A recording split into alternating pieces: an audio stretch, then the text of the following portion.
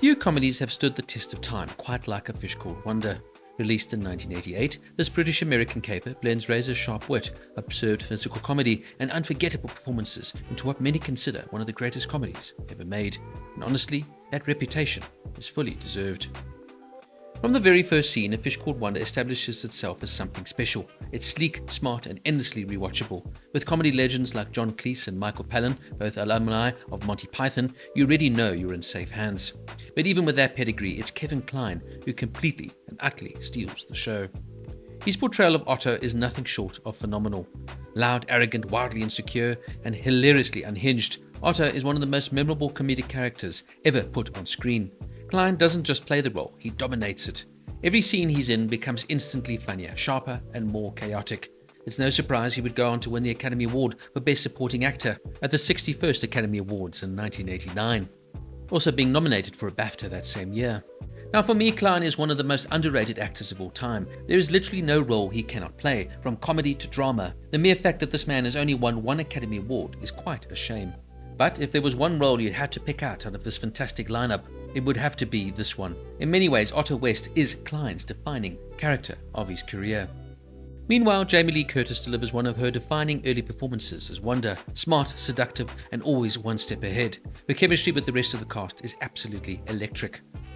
And then of course there's the brilliance of restraint. Cleese and Palin, two comedic giants, deliberately underplay their roles. Cleese's Archie Leach is awkward, restrained, and quietly hilarious as he plays a barrister, while Palin's stuttering Ken delivers one of the most unexpectedly touching performances in the film, albeit absolutely hilarious as well. Now what makes A Fish Called Wanda so special is its balance. It's not just about jokes, it's about timing, character, and escalation.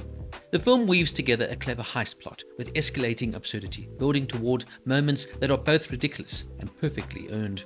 From Otto's philosophical rants about intelligence to Ken's painfully awkward attempts to assassinate an elderly witness and accidentally eliminating her dogs instead, the film finds comedy in both dialogue and physical mishaps, and somehow it just never dates.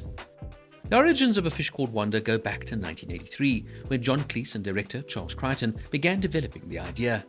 Cleese's initial concept was simple but brilliant, a character with a stutter who must deliver crucial information. Crichton, on the other hand, had a very different vision. He wanted to include a steamroller gag. Somehow these two ideas merged into the film we know and love today. Despite the talent involved, getting the film made was far from easy. It took 4 years to secure backing, with studios unsure whether a British set comedy with a largely television-known cast could succeed internationally. Eventually, Metro-Goldwyn-Mayer took a chance, and it paid off massively. The film became a sleeper hit, earning critical acclaim and strong box office returns. With a budget of $7.5 million, the film would go on to make $188.6 million worldwide.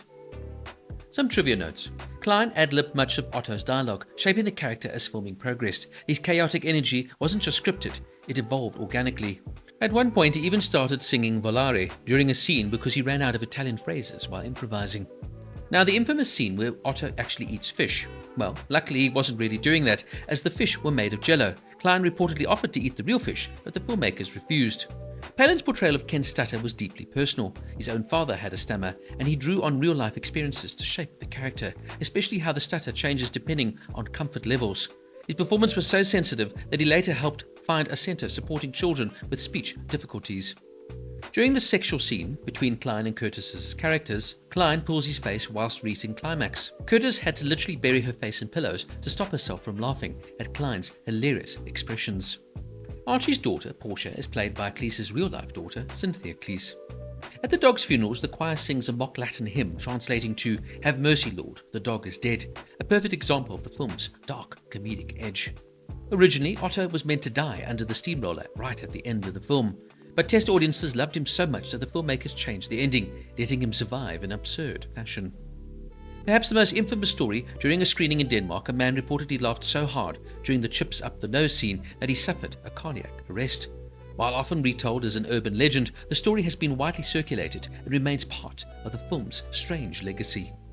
Cleese and Crichton had attempted to make a film together as early as 1969, but it would only take until the 80s for this film to get made. In June 1983, the two began writing the script for Wanda, and for the next 2.5 years would meet 3 times a month to work on the script. According to Michael Palin, the original title was A Goldfish Called Wanda. Cleese told an interviewer that he called his character Archie Leach as a tribute to actor Cary Grant's real-life name. Cleese would joke, "I feel this film is as near as I'll ever get to being Cary Grant." Cleese would act as a co-director, since the studio executives at MGM were worried about Crichton's age, as he was 78 at the time of filming.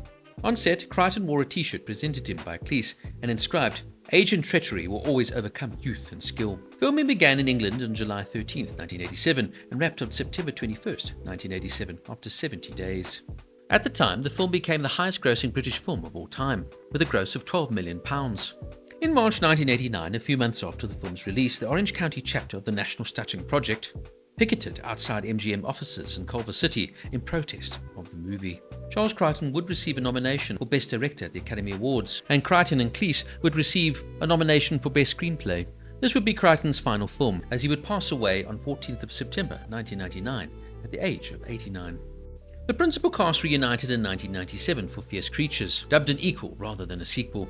However, Fierce Creatures was not as well received by critics as A Fish Called Wanda. In the novelization of Fierce Creatures, written by Ian Johnston, who co-wrote the film, he begins with a letter from Archie, John Cleese's character in the first film, to his brother Rolo in Fierce Creatures.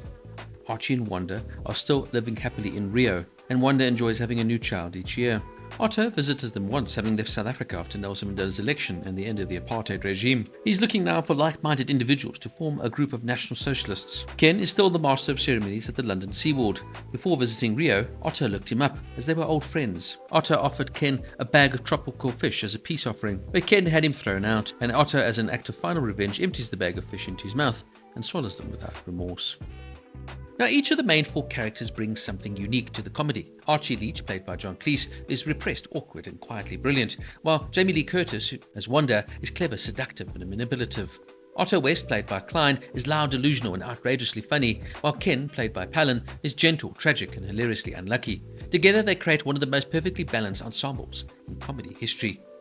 A Fish Called Wanda hasn't aged a bit. It's evolved into a timeless classic. Its humor isn't reliant on trends. It's rather built on character-driven comedy, perfect timing, sharp writing, fearless performances, and it's the kind of film that you can watch over and over again and still find something new to laugh at every single time. For me, this is comedy at its absolute peak. It's smart without being pretentious, absurd without being stupid, and endlessly entertaining. A rare film where every element, from writing, acting to direction, comes together flawlessly. At the center of it all, though, is Kevin Kline delivering one of the greatest comedic performances of all time, backed up by an outstanding cast. A Fish Called Wanda gets a 9.5 out of 10. So what do you think of A Fish Called Wanda? Please let me know down in the comments, and don't forget to like and subscribe for more deep dive reviews.